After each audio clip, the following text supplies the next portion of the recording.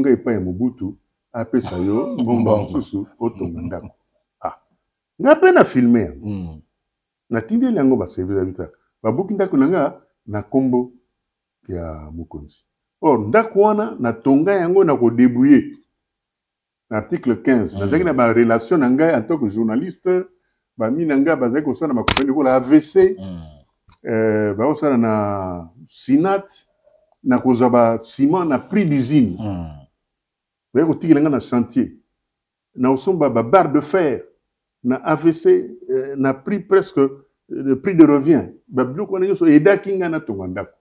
Totondisami na esengo mokolo ya lelo bandeko balandi esengo ezali ya biso ya koya kokutana na bino lisusu mokolo ya lelo pona kolobela makambo etali mboka na biso pona kokundola maleka pona koyeba ndenge nini tokoki kobongisa lobi na biso te ezala malamu moto ya lingi kokende mosika malamu ayeba na uti wapi na komi wapi pe nazali kokende epai wapi yango moni na nzela ya masolo na biso maye tozali koluka bakolo masolo bazalaki lokola baacteur basalaki yango pote bameka koyebisa biso lolenge ya esaleli na bango lolenge ya ezaleli na bango po ete esonga biso pe tomekola bango pote kongo na biso kokabongo kozala malamu esengo ezali ya biso ya kokota bipai biso bozwami pona kolanda biso mokolo mwa lelo bakolo baloba nzete ya mbila bamataka yango loboko moko te tala tina lelo tozongi lisusu epai na ye pona kosolola elongo na ye ye nani azalaki moko ya bilombe ya bapandi sango ya mboka na biso abengami na nkombo ya Stéphane Kitutu Oleontoa pona kopesa mbote mwana mboka mbote ndeko Flori mbote mingi boni tata bon nzoto makasi moke ndenge na lobaki ba liboso kaka nzambe ndi moto apesaka santé tokopesa kaka merci nyonso eza kaka na maboko na ye nyonso ezali na maboko na ye nakanisi bozali mpenza ya kosepela bozali kosepela ebele bosengaki biso vraiment il faut kozonga lisusu epai na ye ya masolo azali kobeta ezali mpenza masolo ya ntina ya koganga bagangaki ya kosepela basepelaki ya kobeta maboko abetaki maboko na mai tosololaki yango mbaleleki na mwana mboka Stéphane Kitutu Oleontoa soki ndako ezalaka na makonzi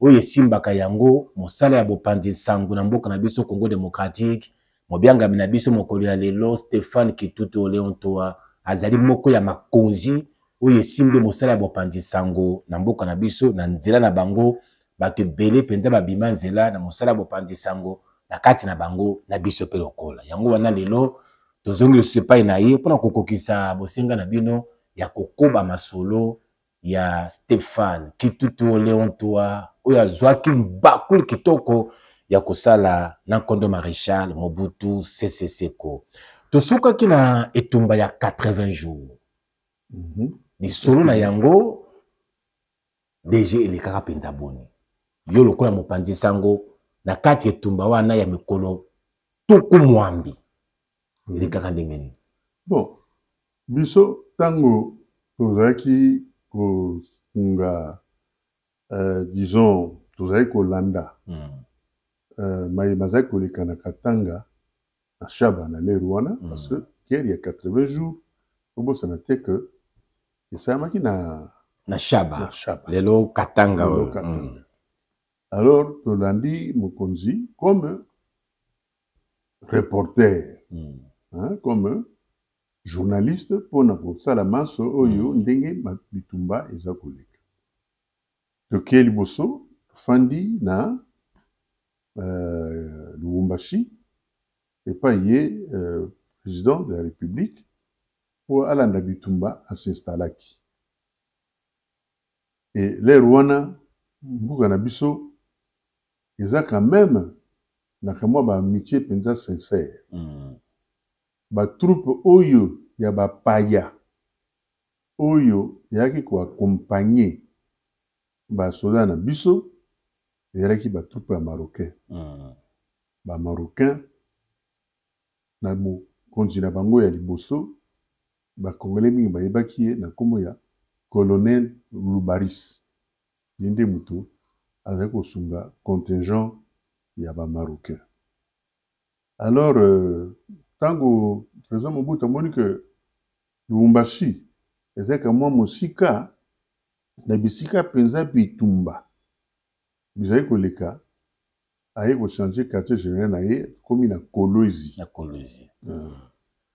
Le nyonso oyo bitumba la majorité ya temps président afandaki na Kolwezi. Aza kolanda ndenge bitumba bizali kosalema soki bampinga na biso avec misalisi ya ba marocain bazwi kamwa esika boye ya kuna. Tango wana je crois tango bitumba bibandaki le commandant en chef je crois ezalaki Général Bumba. Et puis na l'air moko baye ko changer Général Bumba et kokoma Général Eluki Monga Aombo. Ye moto pe na suka akumbi bitumba wana ya 80 jours. Bitumba bine zaki bitumba biso ba journaliste tozalaki teke batu bitumba masasi zobete me biso toza pembeni wana ezaki makambo ya bango basoda kaka soki bitumba bisalemi mboka boye kwei basoda na biso barécupere yango ntango tokokende toyei kosala reportage po tolakisa ke mboka boye ezongi na maboka ya bampinga ekolo et que basoda bazali kuna basalaki effort makama masalemaki boye kuna pe kote ya banguna bizalaki boye. Alors te 80 jours yango ekokoka. 80 jours ça veut dire quoi? À peu près 2 mois et demi bitumba ye kosuka na mboka nini na Dilolo wana frontière entre biso na Angola. Alors biso tokei kuna le président aye kosala journée d'inspection wana ko confirmer que bitumba bisalameki. Effectivement biso banguna oyo bazalaki en face na biso tomonaki bango te. L'air wana baza koloba bato baza kobundisa biso bazalaki ba diabos bazalaki na Angola baza koya boye kokota na frontière angolo zairoise mpona kokoma na bamboka lokola bakatanga bamuchacha bakapanga ainsi de suite. L'air moko kutu bapusangi te pembeni presque na bakolwezi kuna.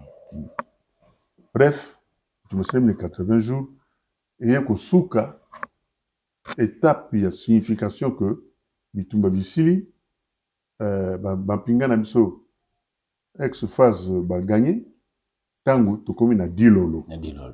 Wana vraiment ceci Dilolo en face kuna c'est l'Angola. Voilà, bitumba esili guerre ya 80 jours oyo ndingisaki mboka na biso na ngambo ya Katanga na tango wana na tango ya Shaba bitumba esili lokola bapandi sango mosala bino pe esili mission esili en tant que reporter mosala biso esili bozongi na rédaction ouais. Wana batoyo ngai nazali ko conduire équipe ya télévision et Kasonga Mbunga ayaki ko conduire équipe ya radio.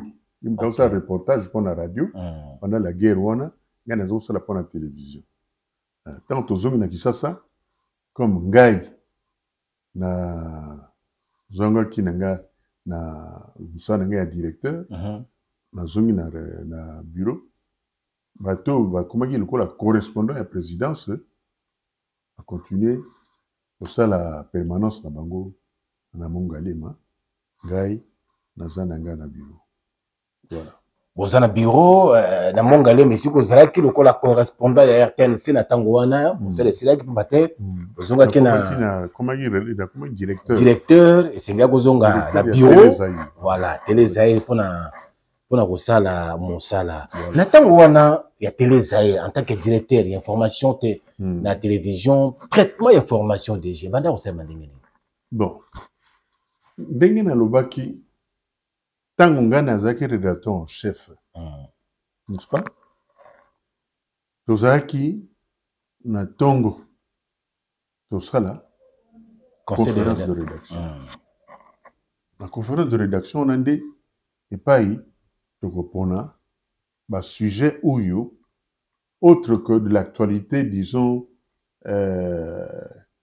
institutionnelle actualité institutionnelle ezalaki nini surtout présidence de la République et puis gouvernement ce qui par exemple conseil législatif c'est-à-dire à l'époque parlement ils ont siégé pendant toyei kaka na assemblée toyei na conseil législatif sénat donc mon côté alors biloko wana tobenga yango information institutionnelle wana yaki presque d'avance soki baza na manifestation tokokourir en dehors de ça oyo biso moko tokodécide na rédaction eza bareportage mosusu par exemple baprix na zando toki bato bazolobanga baprix ekulu komata tro banini ali totindi reporter moko alukana na asala enquête na marché ayeba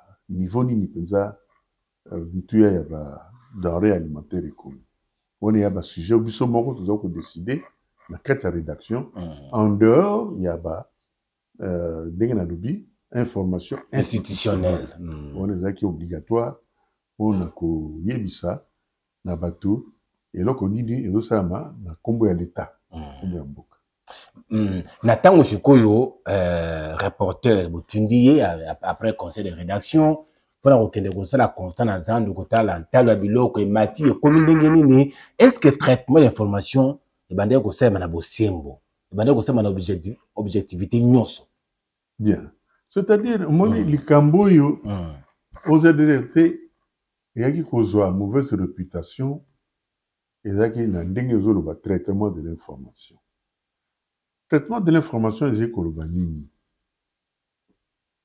rédaction nyonso azalaka na eloko babengaka ligne éditoriale na ye okokende na poto okokende na bamokili yango nini wana na bafrance ba-RFI wana boyokaka wana RFI ezali un média public français na fond na bango il y a un objectif d'imposer une vision française de l'actualité dans le monde. Très bien. Sélection, il y a information, basalaka, eza gratuité. Eza gratuité. Eza ya pambate. Évidemment, il y a des informations qui s'imposent. Lelo, Bitumba, eza na Ukraine. Lelo, Bitumba, ezali na Mbokoni. Israël. Na Israël, avec Gaza, avec Liban. Maintenant, il comme avec Hezbollah. On a comme information au cours coupé dans côté. Parce que ça se passe. Mais, copier après information, on attend en privilégiant le point de vue du français.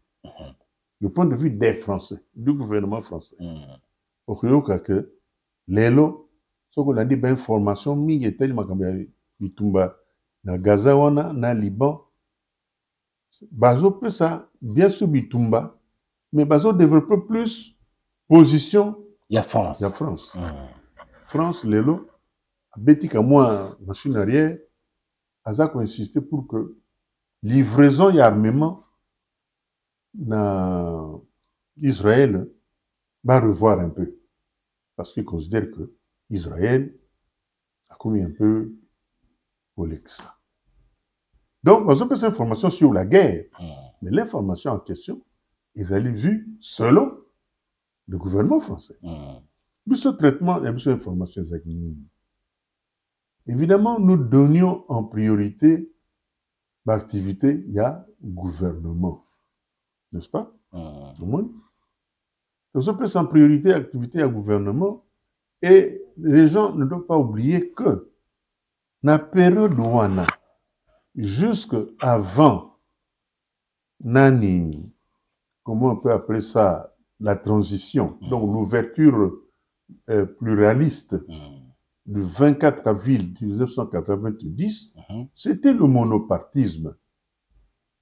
Tout se faisait au nom du MPR. Tout.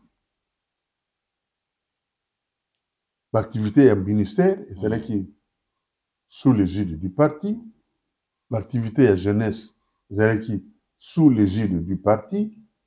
Mais ce comme actualité, tout ça qui n'a carcan, il y a monopartisme. C'est-à-dire que na makambo nyonso banda ko na kati ya mboka MPR ezalaki liboso makambo nyonso na sima. Tout à fait. Donc c'était institutionnel. Non même institutionnel, c'est constitutionnel. Constitutionnel, voilà. Nous, en tant que journalistes, nous sommes obligés d'en tenir compte. Nous ne pouvons pas travailler hors l'égalité. La légalité, c'était celle-là. Donc, notre traitement de l'information était influencé principalement par ce cadre global qui était l'encadrement du parti de toutes les activités nationales. Voilà ce qui influençait fondamentalement le traitement de l'information. Mais je confirme ici que Toza Kozwa, injonction boyée directe, par exemple, il y a maréchal ou il y a ministre boyé, Bokosala boyé, Bokoloba boyé. Non, ça je vous le dis. Au moins, la fois dernière, au Lobaki Nangai, mais aux autres, Makambo était pour nous frater Mobutu. Non. Lélo, tout le la vérité mbenga. Flori. Na kufrate Mobutu pour nous zwanini. Mobutu sa kufana. Na kubetli la tangwa pour na kukumisa ye pour alongba azonga président no minga na poste sur koni. Non. Donc au contraire, absence na ye, ils ont permettre bateau baza honnête de dire la vérité. Le bien ou le mal qu'il avait fait. Donc on a ça que le président dingue mon salamaki. Bien sûr, tout ça qu'on voit ba quand on sous ba remarque moko vraiment inattendu. Na kosala yo par exemple cette histoire. Mokolo moko vraiment de diffuser information internationale moko. Ezalaki na mboka moko immeuble moko eziki pardon, excusez-moi, babiloko yaki na ndako wana epanzani et bato basalaki reportage wana bafilmaki yango ndenge wana pour démontrer catastrophe wana na biso te mboka nini yango esalamaki wana vraiment biloko ya mbula ya kala ne me remarque wana etikalanga te lelo. Alors to diffuser journal wana na tongo au commissaire de l'information a interpellé Ngabi, mais et le koni bino laksa ki oyo président aza na ko président contenté. Et le koni alobio mais bino kuna bokomo laksa ba image ya Castro. Est-ce que kuna yokasi na Cuba na Cuba ba laksa image ya Mobutu na biso to laksa ki image ya Castro. Oui, bon, en tout cas, on a vérifié parce que Ngai n'a été là conducteur en tant que responsable, mais dans mon image, il y a Kassote. Habite à la bien. Alors, on a kamati le journal wana ya poko wana abani ko visionner yango te ne komona na image wana ya incendie ya mboka wana immeuble wana ezikaki esekrule na biloko bipanzanaki na se wana portrait ya Castro ezalaki na kati ya babiloko nyonso wana. Alors bareporter wana ya Vice News parce que lero wana tozozwa baactualité na biso internationale par Vice News. C'était une entreprise anglaise britannique. Vice News afilmaki na badétruiti wana na bagraba wana portrait ya Castro ezalaki na kati. Or, le président de la République avait suivi cette information et avait vu cette image-là. Vous vous rendez compte? Biso moko, batuto salaki reportage, on n'avait même pas fait attention. On tenait même compte. Vous savez, une remarque, mais est-ce que la télévision est comme il y a Castro? Oh, là, c'est Castro la télévision. Oh, Nathalie, monsieur le ministre, franchement, je m'excuse beaucoup. Nous n'avons pas fait attention. Nous savions que nous avions des relations tendues. Il y a 80 jours, c'était Cuba qui soutenait les autres Donc le président, en tant qu'homme, a qui un peu nadant contre Castro.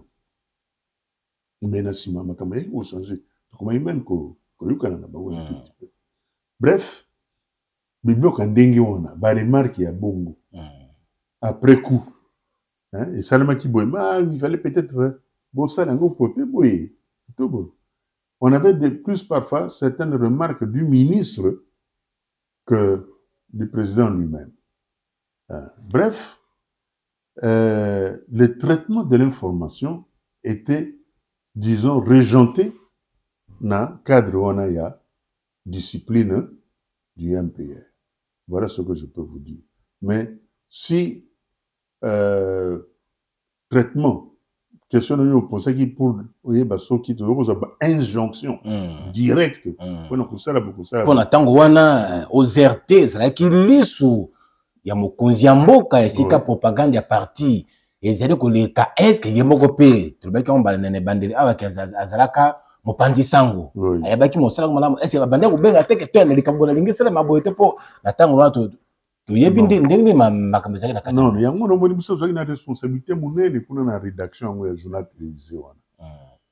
Tozoko pono po eleka, il fallait demeurer dans le cadre de la discipline du parti. Et comme il dit, biso moko de batuna maïre na biso, nous avons ça la sélection. Mais parfois, il faut poser biso problème parce que tout ça la sélection moko, bazo manaka eza penza dans le cadre de la ligne à parti. Mais que tous vos cabins jonction bolongo na tongo beaucoup de mitindo. Beaucoup ça la bouille, dans l'information de l'eau, beaucoup filmer, ils ont quitté. On a été dans le multipartisme. Quand on a le multipartisme, au lieu que tu travailles, c'est plus facile. Dans le cadre, il y a un peu de discipline du parti qui est tant que tu combines le multipartisme. Tu comme na côté wana mwana mboka. Tu na kati ya impair bola moki mokolo moko mokolo ya toko mibale na mine sanza mine mobu ya koto moko kama liboa na toko liboa 24 avril 90. Discours et salami na cité de l'Ancele. MPR mobu tazu congé na yango. Ezali susu te makamba parti unique et sili na kati ya mboka. Bino lokola ba pandi sango. Information ya mokolo wana DG. Esala mana ndé. Bon, d'abord, j'ai Flori, mon coloana, le 24 avril 1990, Guy Nazali, Nani, comment on appelle ça?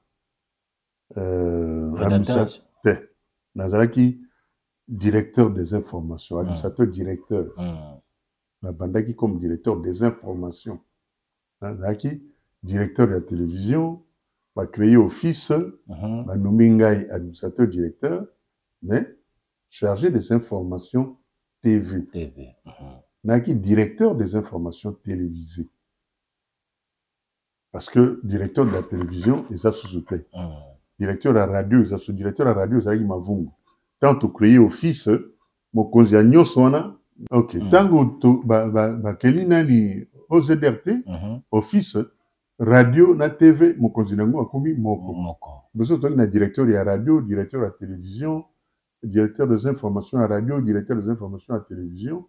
Mais tant que tu créé office, tu as comme administrateur, directeur. Il y a compagnie, moko qui englobe nyonso wana. Alors ngai mokolo wana d'abord comme d'habitude biso to traitaki information wana en direct. Donc reportage ça mis en direct de l'enseignement. Direct ils ont un avantage nango na ba inconvénient na yango. Le direct il est qui na scellé oyo batu en mémoire populaire ba retenir kaka phrase moko oyo comment célèbre comprenez mon émission mon émotion c'est vraiment qui en direct peut-être que ceux qui en direct étaient tant mususu tulingo ça la montage au kate sika wana au maréchal azako kopangisa miso pinzoli azako lela mais comme ils qui direct et l'équipe bende l'inconvénient il y a direct yango wana le qui en donc en direct maintenant nous c'est ça qui comprenait mon émotion mais tout ça wana ngape nazali directeur président du comité directeur de l'Union nationale de la presse du Congo.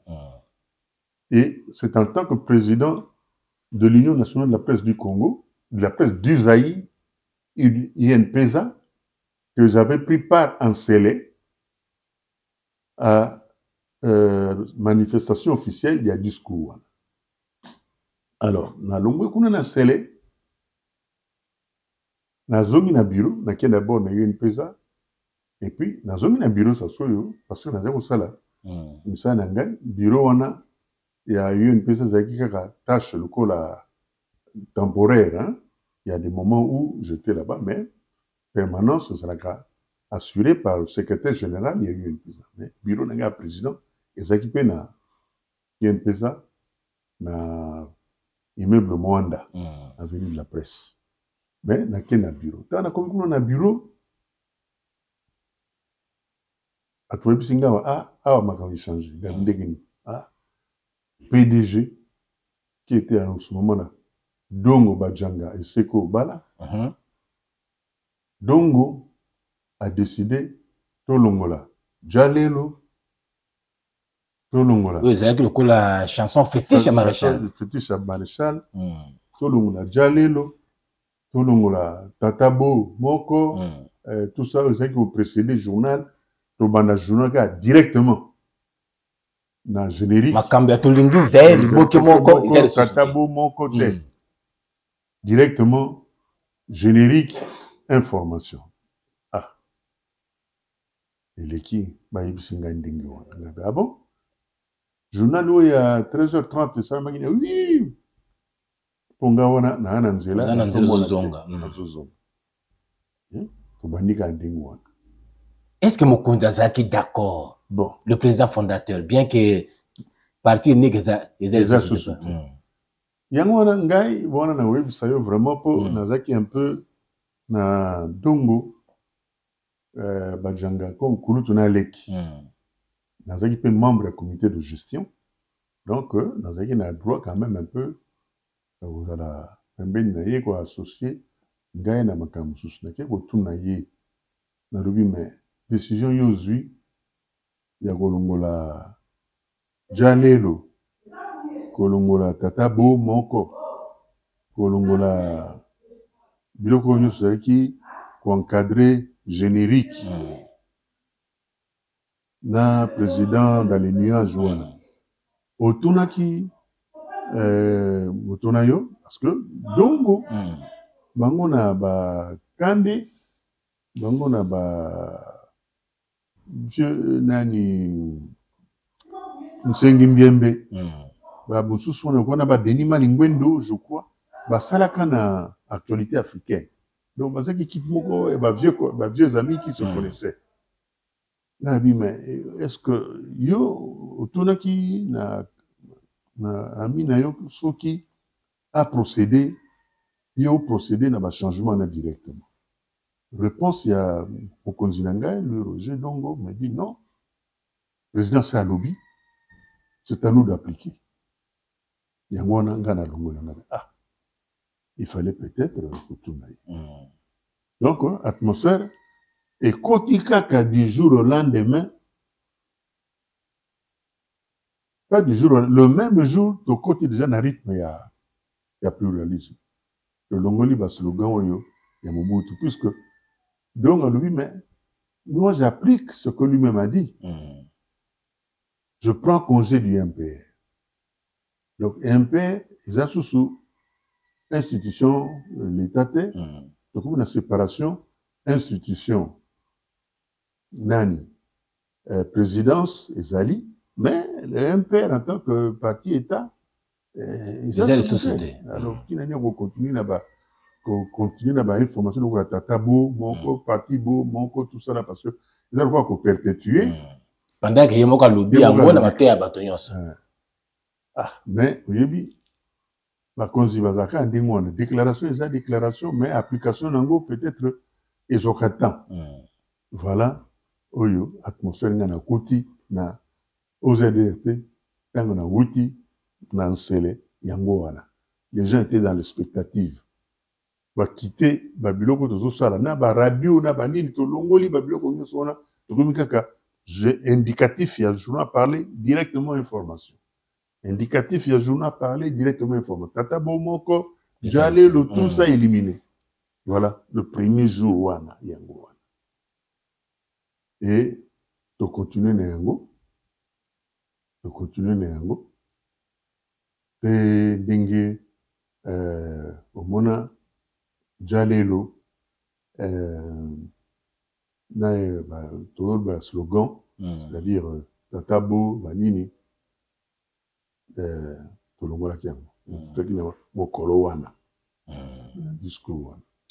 Mokolo yango ezalaki peut-être mokolo monene. Oui, il y a un changement comme ça. Il y a mbongwana ya makambo ebele na kati ya mboka. Le 24 avril 1990. Et pour le Bakana belge. Voilà. Olobaki yango eza ba inconvénient direct. Oui. Oyo sengaki ba mona peut-être la tête ezalaki que ba le montage et tout nyo c'est les kaki. C'est qu'on a journal il y a 20 heures. Bilili wana ya comprenez mon émotion, Mobutu zo pangisa pisoli et les kaki sous na le journal. Mais ce n'était plus possible, il y a couper yango. Il faut qu'il les kaka. C'est le cas de diffusion intégrale. Dans le journal télévisé, toujours extrait et toujours pas extrait kaka yesika wana. Surtout wana pas ça qu'on va comprendre mon émission. Mon émotion. Je prends congé du MPR tout ça tout yango. Alors après le journal télévisé, il y a Page Magazine qui a repris discours mobile. Dingue Saïmaki. Comme on a dit, Bosote Souka na public, donc le direct avait tout montré. Tina ya coupé, ya kolongola ou bien ça chose. C'est passé à mon avis. Mais mon avis déjà, basi balandaki. OK. Bon côté sikoyo na phase mususu. Voilà. Bon tina partie état, partie unique, ezalaki na logique au motonyo sa yebaki pona kosala mosala. Tout à fait. To bandi sikoyo multipartisme na kati ya mboka. Tout à fait. Bino lokola ba pandisango. Stéphane Kitutu Léon toi. Mosala et comment qui pète to et yaki makasi. Bien. Mosala et comment qui makasi. Flori, Mosala et comment qui est compliqué. Ngai, tout en étant directeur des informations, et les Rwanda, Moto, comme ministre Nabiso, il y a information, Ngongo Kamanda. Ngongo Kamanda, Denis Ngongo Kamanda, qui était mon collègue. Tozaki naye na journal télévisé.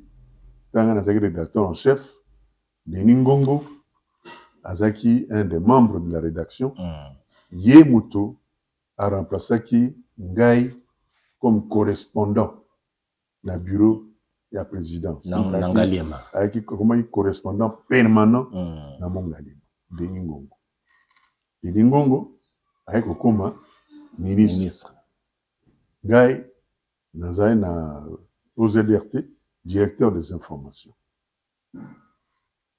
Kaka 2 jours, 3 jours après le discours wana, Denis Ngongo a bengi Ngai na bureau. Alobi, Maréchal alobi na tunayo, soko za capable ya ko remplacer Kurutu na yo Dongo.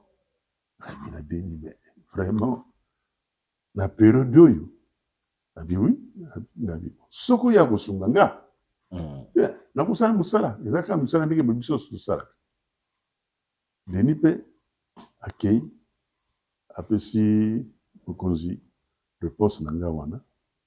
Et je crois, dans cela qui est erreur, ne pas que le 1er mai, je crois que c'était le 2 mai. Date où il y a ordonnance, on a évité. Je crois que la capitale soustait, avec ordonnance et Kobima, ma nommé Ngai PDG, il y a OZRT. Dans le mois de mai, tout début du mois de mai 1990. Donc, à peu près une semaine après le discours, il y a 24 avril. Nous sommes appelés Ebandi Wana. Wana nde tokoti na complication. Parce que ndenge na lobaki, ba eleki, mokolo mona, ba biloko, oyo lokola, la journaux, il y a chaîne, il y avait un groupe de journaux qui dépendait de ce qu'on appelait la direction nationale de la presse. Qui les prenait en charge. Ba frais na bango ya impression, ba salaire na yango, ba salongo wana ozakomona. Elima. Ba journaux musu wana bosa kombo na ngona. L'état mutu aza kofuta na salaire na impression na bango na imprimerie. Ezouta na mbongo ya l'état. Kaka à partir ya discours wana la kamunyo wana esili. Journaux à chaîne, les sociétés, les journaux privés, baramoko et botami, combien de potentiel, combien de phare, combien de umoza, les journaux sont belé bimatiwa. Et ma chaîne à télévision paye bandi. Je me rappelle, chaîne à Liboso, où il y a un étudiant qui dossier pour compte du ministère de l'Intérieur, antenne A. Okay. Antenne A, Ayaki en tant que chaîne culturelle. Ayaki était que, à la chaîne généraliste dans l'information politique et tout bas, on a tout commis déjà en pleine mutation politique, c'est-à-dire ouverture pleine et création d'un parti politique. Mobutu Yemoko a moniqué à Kendaki un peu vite en besogne. Je ne sais pas ce que vous voyez, discours Yami Balé au Sala, Oyo Alobi, vous voulez qu'il y ait 2 partis. Il n'y aura que 2 partis. Donc, à côté du MPR, il fallait pas créer parti. Et ça m'a dit 2 discours, on a besoin de date, mais ça m'a dit quelques temps après le discours, il y a le 24 avril. Le 24 avril. Mais discours, on a Yami Balé et Bimisi Soussouma Kabomakasi, aussi Olubaki, tout ça là, vraiment l'opposition est télémélie en go, c'est un pluralisme. Liberté d'opinion, liberté d'expression, où il y a aligné à Sali, ou aligné à Lobi.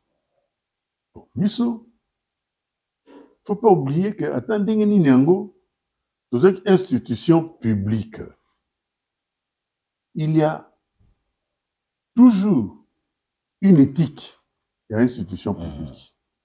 L'institution publique, ils allaient pour le service de tout le monde. Le service de tout le monde dans le bien. Mais, quand on a 24 avril, déjà, la cité le discours est changé. Comme Mobutu assassin, dictature sanguinaire, tout ça là. Mais, nous sommes tous les institutions publiques.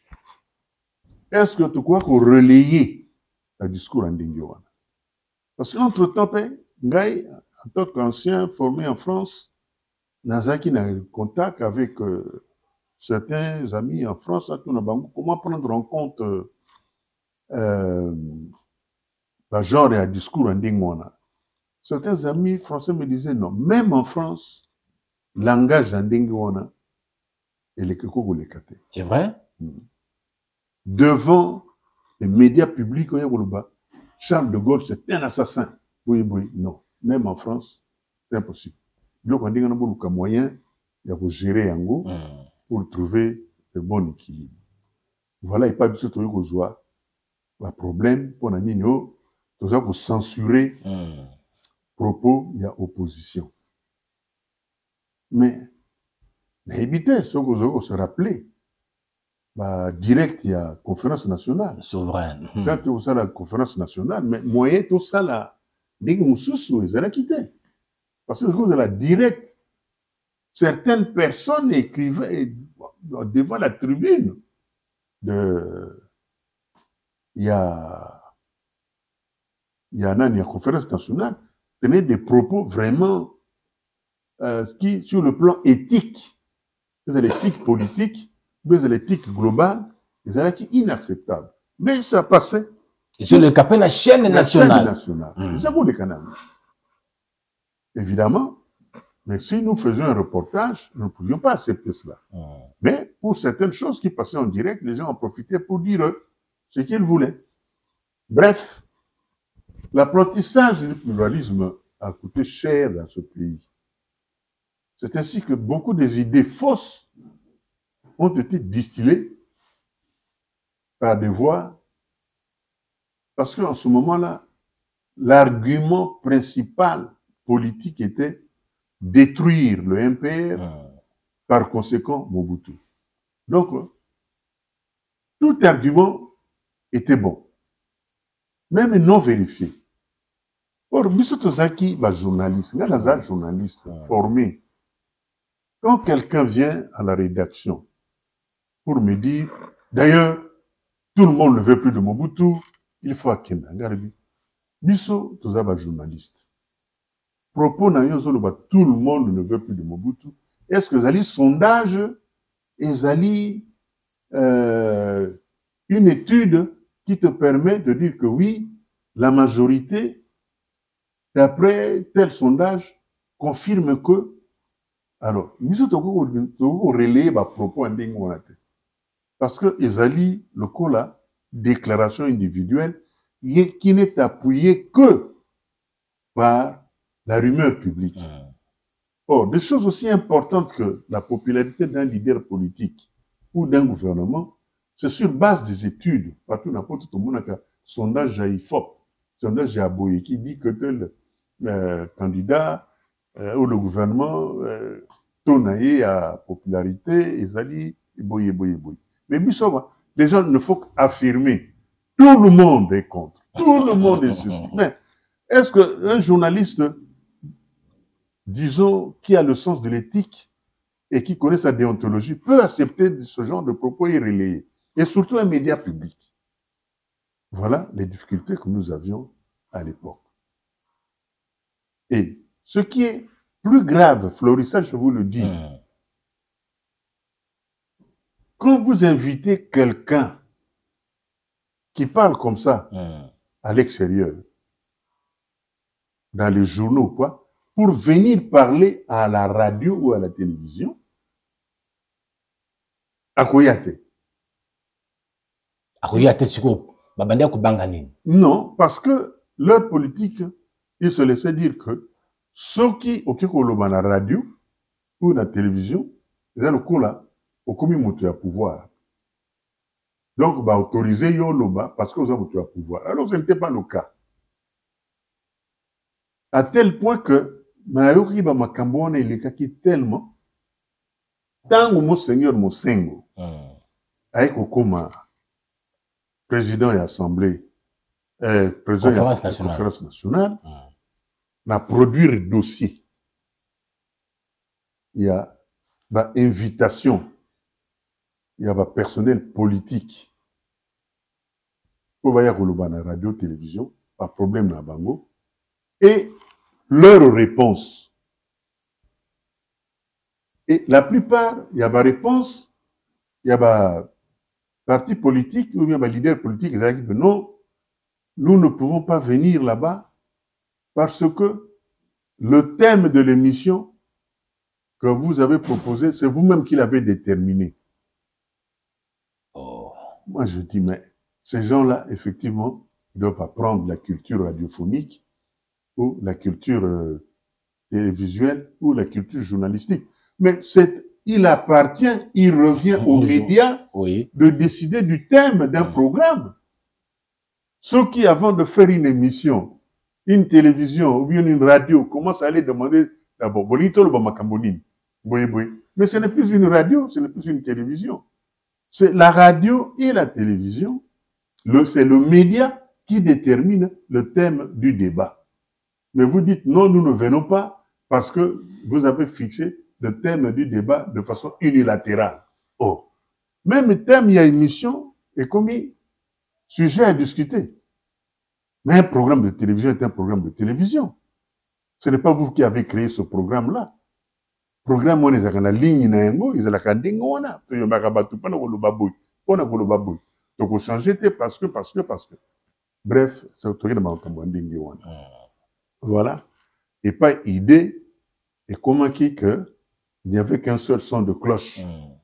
Il y a télévision ou il y a radio en faveur du pouvoir. Or, tel n'était pas le cas. C'est-à-dire que Bobanda a sollicité Batouba, quand même, parce qu'ils comprenaient bien qu'ils allaient légitimer, pas le pouvoir, mais ils allaient un peu crédibiliser la radio. Or, l'objectif était de décrédibiliser complètement la radio et la télévision, pour dire que la radio et la télévision sont partisans. Après, ça a information, il y a côté bout. En acceptant de venir parler à la radio, ils détruisaient eux-mêmes, ils allaient détruire eux-mêmes cette vision-là qu'ils voulaient imposer. Or, nous avions, moi j'ai gardé toutes les lettres. On a sali dossier, on a mon bimba. On a tindeli, monseigneur. Mais quand on a côté là, on a azako fandawa, na non-stature apostolique. Mais qu'on a yambinga, on a présenté le dossier. Et monseigneur, le cardinal, je suis prêt à venir là-bas devant l'Assemblée. Natenga mikando na expliqué. Monseigneur atenga mais yozana moto ezabia olima bomo yokuna o ndeke oya koloba makambo wana kuna tikirenga moko be dossier wana. L'important c'est que nayebi que bino bo benga kabango bangonde batu bayakate. Voilà. Alors quand il m'a donné cette assurance là, j'étais devenu tranquille. Pour moi, les gens savent que, du moins les responsables, les qui de droit savent que la radio et la télévision, ils ont ouvert, ils ont ouvert une opinion, mais bango mokonde, voilà, ezali makambo mai masalemaka na mboka na biso na tango wana. Ndenge yango lekaka, pe moto azali koloba yango, azali moto oyo asimbaki yenda nazalaki na devant. Voilà. Oya bandaki ko kamba mambia bopanzi sango na kati ya mboka na biso. Azali ko pesa matato na transition et donc ya boakali kolongwa na parti état kokoma na multipartisme na ngombe ya politique botama ebele kino ndenge tozali komona yango na moi ya lelo. Et puis na tango wana conférence nationale zo salama likambo mosusu yaki ya monene na kati ya mboka oyo ebongolaki mateki mpenza mbilinga na kati ya mboka ezalaki pillage. Bien sûr. Pillage 91 soki na bosani te 93 pillage ye kosalema na kati ya mboka ozalaki epargne kuna bapillaki te na kanisi awa na biso na nani lingwala wana bakomaki te. Parce que, effectivement, la soda, hein, c'était normal. Vu l'atmosphère et comment il y a mboka, au tika radio télévision nationale dégé wanate. Sécurité zaki makasi. Sécurité zaki makati wa kuma kitende. Biso ba privé, particulièrement ngai, j'étais victime. Dans le moment de pillage. Dans le moment de pillage, dans la résidence nanga moko na masina, résidence wana et si là qui nango tout ça, tango biso toza ko discuter na bana, qu'est-ce que tout ça là, to ko fanda kuna bana ba ko fanda kuna makambo ne ko salima. Babuki ndako wana. Babuka kite ba piller, ba longoli ba fenêtre, ba longoli ba barre de fer ezalaki comme clôture dans donc ba ndenge wana. Ba kundoli ba banani. Ba singa courant. Ba kundoli ba tuyau ya mai. Donc c'était en quelque sorte une espèce de punir les médias officiels qui étaient représentés par moi, le PDG. Voilà. Donc, Radio Penzaboy, en tant que radio, ça n'a pas été touché. La cité, non. Et ça qui touché terre. Si quand il y a des cambouis qui paient, il y a des informations. Bah, tu vas bimbi na tongo, tout ça, na zomo na mokolango, dengue, ça les maki, ils qui un lundi, ce qui n'a pas sanité. Bah, tu vas bimbi na tongo, bah, ponzi mboka. Tout longo déjà la partie état. Toza na période de mutation wana pe makamango eyo ko salema. Est-ce que na ngambo na bino tango botali makambo oyo pe ba commentaire ndenge bande ko salema libanda pona makambo wana position na bino siko za kinini? Mais biso la Flori na évité hein soko ba souvenir na yo ils allaient encore vivace. Biso to filma ki ba piège wana hein. Ndenge sambaki na zandu, bakaki ba zandu, limete kingaboa, tout ça to filma ki yango. To lakisaki to lobi voilà, pillage, boye pour tel motif et tout. Tout ça là. Mais vous savez que l'opinion contraire disait que c'est Mobutu qui a télécommandé le pillage pour créer ce qu'on a appelé terre brûlée. Terre brûlée. Après moi, le déluge. Le déluge. Mais ce n'était pas comme ça. Ce n'était pas comme ça. Bon, on ne va pas accuser des gens, il y a des gens qui sont vivants. Mais certains renseignements de services indiquaient que au niveau de l'opposition, il y avait ce qu'on appelait le stop. Mais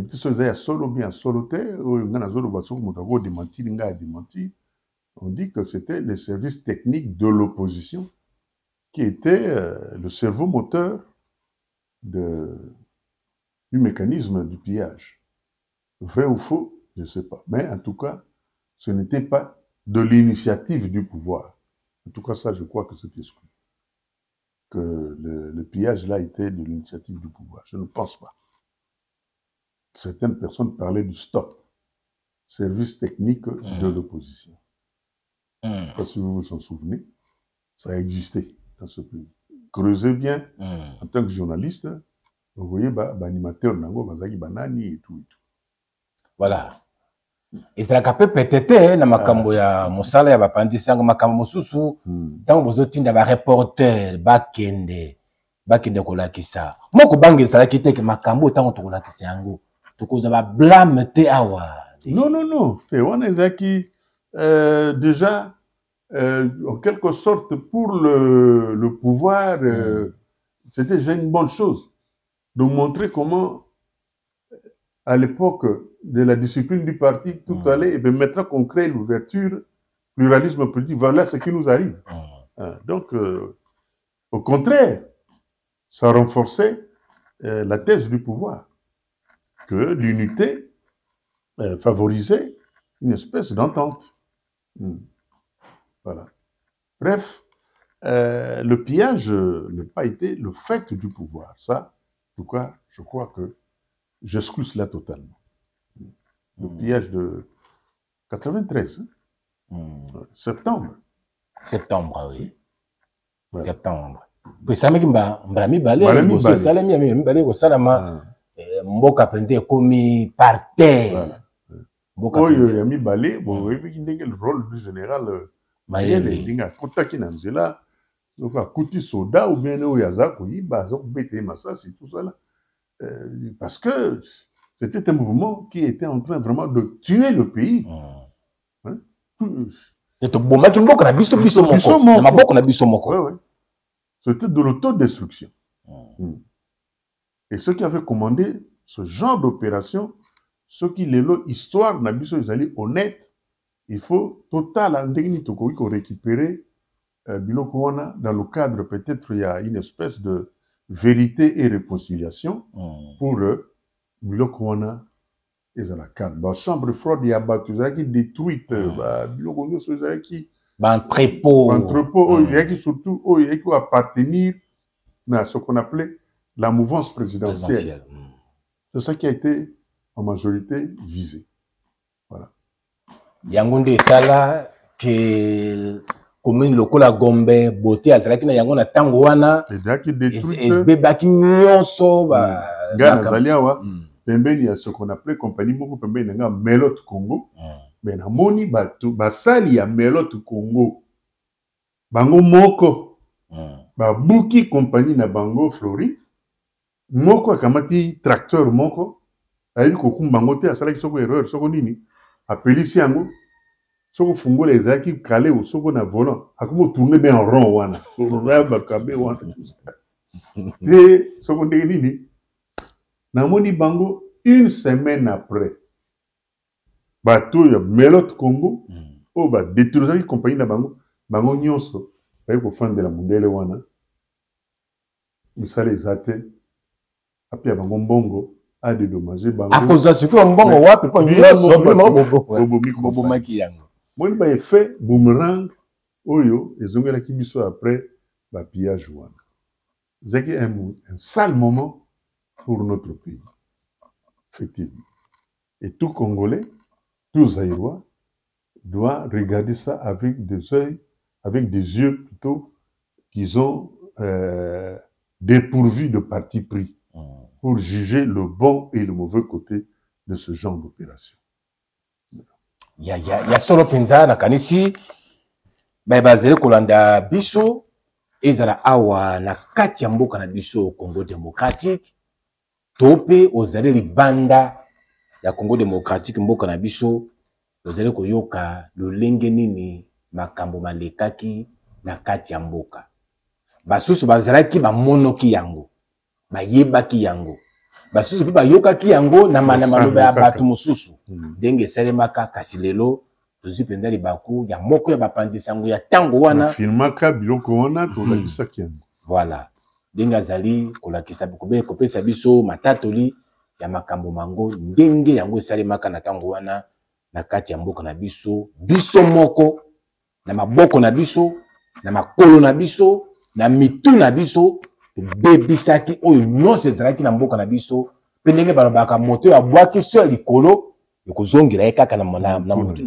na ye moko oyo tosalaki mpasi wana ezongela kaka biso moko bana ya mboka bongo na ntango wana ntango makambo yango esalami ozalaki directeur ya télévision wana komi PDG ya OZRT, voilà, Office des rois de radiodiffusion et de télévision. Voilà. Est-ce que na simana yango wana ozwaki lisusu libaku ya kokuta na maréchal to et bande ko sala mande. Non. Parce que les Rwanda depuis je crois na habité Mbulango 93 conférence nationale. La décision a dit que le président ne pouvait plus gérer directement les affaires de l'État.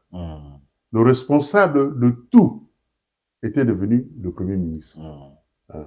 Donc, c'est à partir de cette décision-là que le maréchal Mobutu a eu aucun de défendre na Kawele. Na Gbadolite. Bisso, aux ZRT, en tant que tutelle, quelqu'un pour traiter, soit dans le ministère, na biso directement, soit dans le ministère à portefeuille. Bon, Gaï, Nous avons traité avec le président, nous l'appelons pour des choses un peu particulières comme ça, au Italie compagnie. Par exemple, mais c'est ça qui biso na 13e mois. Or, na 13e mois, les ressources na biso moko, il y a aux EDRT, difficile pour nous besoin. Ce qui fait que presque chaque année, à une période donnée, nous avons que nous avons 13e mois wana directement dans ma banque ya maréchal. APCP. Apesanga na kubimana. Oyo kaki sangolel moko que na bimaka ba carton ya mbongo na maswa na kamaniola. Batu bayebaki na bango tina te nazaki no kuzwa mbongo pour na 13e mois ya RTNC. Na baki na que Mobutu message ça na ba prime à l'époque. Toujours kuna et pas naïe.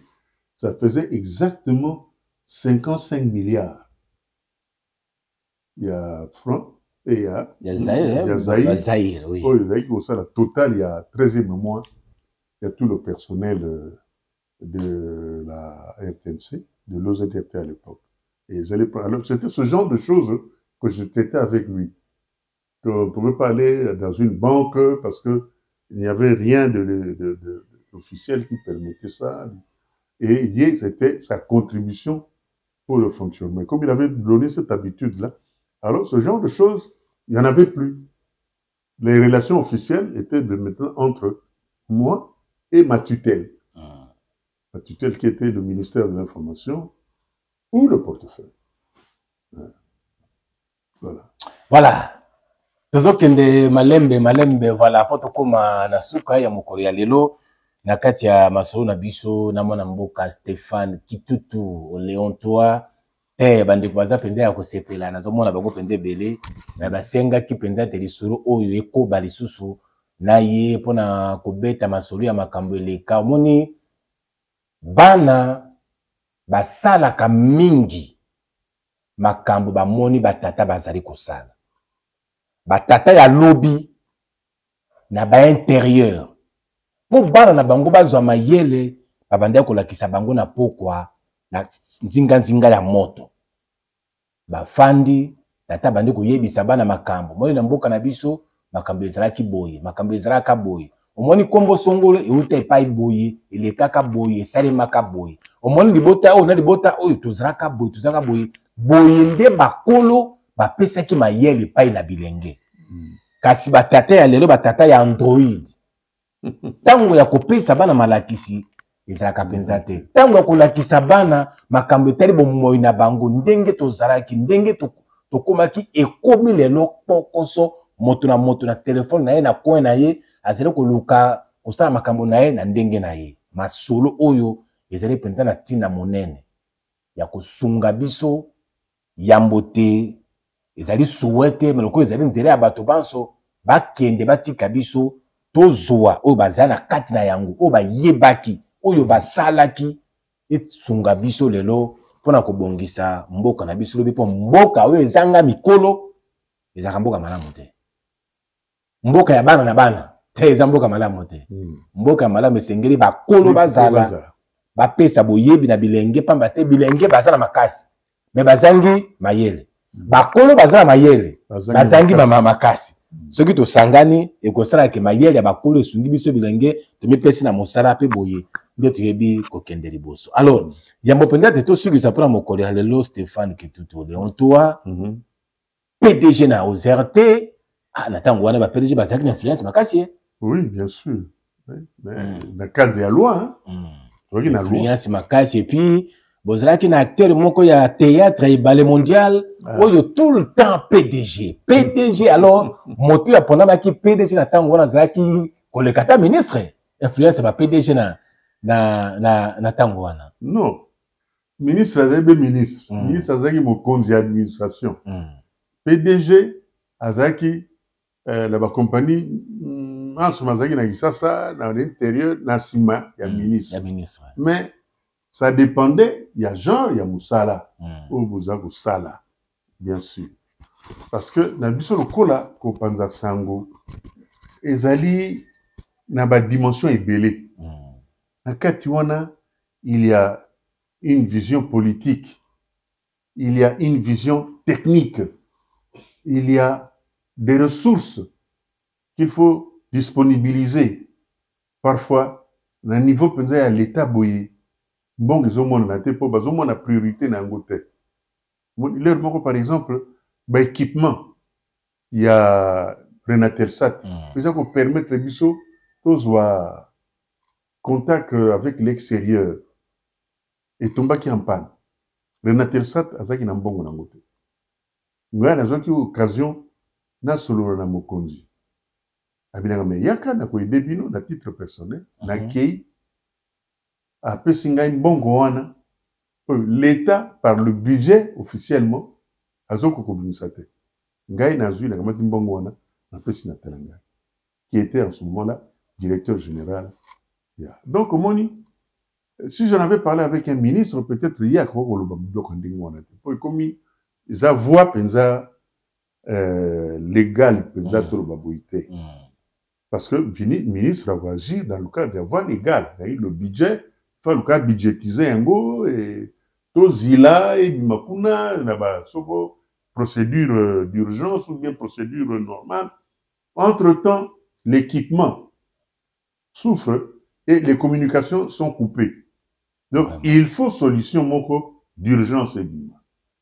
Alors, dans ce cadre-là, ce que PDG le col et radio, à moi, le colopembeni na mokonzi, et ça, il m'a facile. C'est ainsi que moi, j'ai pu obtenir pour le Renatelsat l'argent qu'il fallait pour réparer cet équipement-là. Ils ont dit que pour le ministre d'influence ou bien quoi, mais non, mais parce que moi, je pouvais en parler dans mon compte. Et je l'ai fait. Voilà. Motone Asuka. Oui. Au salaki penepe na Mobutu. Oui. Lokola mopandi sango. Uzwaki pe libaku ya kukuta na ye na ba masuwa na Kamanyola. Tout à fait. Na ngambo ya Mongalema. Est-ce que tata wana zaka penzela motema ya kusonga bato? Ah. Flori, nga na yebisi yo na peso kaka exemple officiel yebani. Oko tuna ba nyonso ya RTNC. Wana makambo ya leta to boyite me na kitutu musa moto Mobutu mokonzi asaye pena motema pena ke okoli likambo pe aya sungio. Bien. Na kopesa exemple na ngai. Ndako na ngai wana babuki yango n'avait rien. Na ibaki mbongo leta te na tongaki yango na bato baza komona ngai ndenge naza kokende kokumbaka ba sac à ciment na motuka na ngai na ciment ngai moko ko déposer kuna babiloko mosusu mpona kotonga ndako wana nazo kumba yango avec mon petit salaire de biso qui OZDT wana bomona kango dans la catégorisation des entreprises tozaki une entreprise de 3e catégorie au moins l'entreprise la première catégorie c'est le quoi la Gécamine, 2e catégorie le quoi la Sonas, bosse ma compagnie mususuana biso le quoi la 3e catégorie. Donc salaire penza bozaki zaki nango ka moi mais yaki yango penza te. Po tonganda il fallait bambula na bambula. Beto beta mito tout ça là na tonginda ko ni sili tanga be ko buka yango na mur na ngai wana lupango bakomi zonga epa ya Mobutu apesa yo ngomba mosusu otonga ndako. Ah nga pe na filmer na tindeli yango ba service habitat babuki ndako nanga na kombo ya mokonzi. Or ndako wana na tonga yango na ko débrouiller. Article 15 nazaki na ba relation na ngai en tant que journaliste ba minanga bazaki ko sala makopeli ko la AVC ba osala na Sinat na kozaba ciment na prix d'usine. Ba ko tikilanga na chantier. Na osomba ba barre de fer na AVC na prix presque le prix de revient. Ba biloko na yoso edaki nga na tongandako. Mais pendant batu, on croit que le débrouillard qui n'a pas l'État ou bien quoi, tant ba bouki yango balobi zonga kuna. Mais tant que yé ayoki sangoana, il m'avait aidé pour reconstruire ndako nanga. Voilà. Et on cause zakana batu. Merci. Voilà. Donc, nazo loba makambo nga na vivre. Bala bat mususu bazapi bako témoigner bazali. Oyo asalisa azali. Nga na yebi que ozana vraiment cas et monani ya solo penza soko ye mokonzi wana ayebi penza. Je crois qu'il y a qui difficile à salisa yote. Voilà, je cite mon cas. Nga lobino nali kotanga bakoba batote ba wete na otanga makambo yo esalemaki po ngai moko eza vérifié et yebani. Malheureusement, témoin peut-être ya baka wana o ba idakinga po mbongo wana tanga ba idinga po na ba buki sans raison kaka po naza kosala na poser d'erte.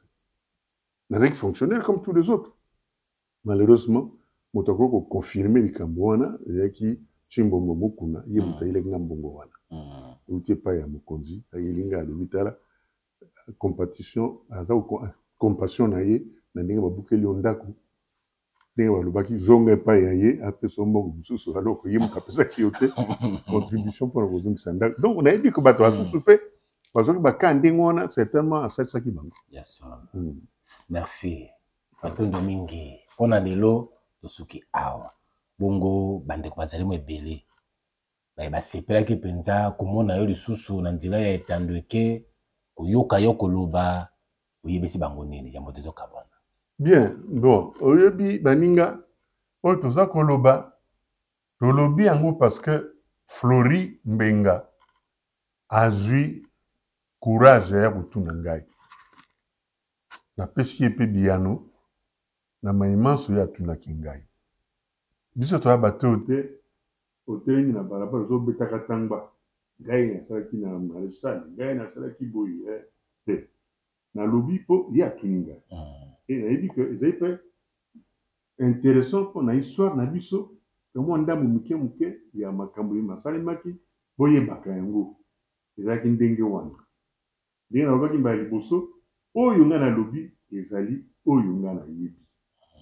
Basusu mpe baza no ya bango soki basali bango mabe soki basali bango malamu baloba me nde bakoka koprouve oyo bango baza koloba omoni. Et na bandeleki émission awa nalobi ke toza tous bato oyo ya kokumisa mobutu te kazaki nzambe azaki boye parce que ntina eza te ye asa akufi na ye tokokumisa ye tokoflate ye mpona objectif nini akolongwa mpe te akoya te soki tolobi tokumisa bato tokokumisa nde bato oyo soki tolobi toflate bato tokoflate bato bazali na pouvoir mpo nde batenir compte na biso mais nous disons la vérité. Donc ce que je dis ezali ndenge ngai namonaki oyo ngai nayebi. Voilà, nasoki be wana napesi bino merci mingi soki makambo nalobaki esepesaki bino très bien. Soki mpe basusu esali bango mpasi na motema naseki bango excuse me ngai nalobi oyo ngai nalobi. Ya solo mpona lelo tosukisi awa namona mboka Stéphane Kitutu Oleon Toa mpe totondi ye mpenza botondi pamba te na ntango oyo andimaki kotika nyonso akokaki kosala amipesi nzoto mpe molimo kofanda na biso elongo kopesa biso biyano na mituna miye totuni ye totondi ye mpenza botondi mpe botondi na bino banso babozali kolanda biso mpe kopesa biso makoki na ntina te mosala moye mosalema na ndenge elongo bani na mosika to na pene totondi bino botondi. Botondi mpe na ndeko azali kosonga biso na nsima na kamera mpona kozwa bililo la kinyamba botondi mpe na Fabrice Ngude oyo ambongisaka yango na ngambo ya masini mpe botondi na baibanso bazali kokamba biso bokolanda yango na FM lokolo ya Congo TV mpe na Canal Congo Télévision CCTV etando oyo Stéphane Kitutu Oleon Toa azalaki lokola tata oyo abotaki yango amonaki kokola na yango kino ndenge ezali lelo. Totondi Stéphane Kitutu. Merci. Merci.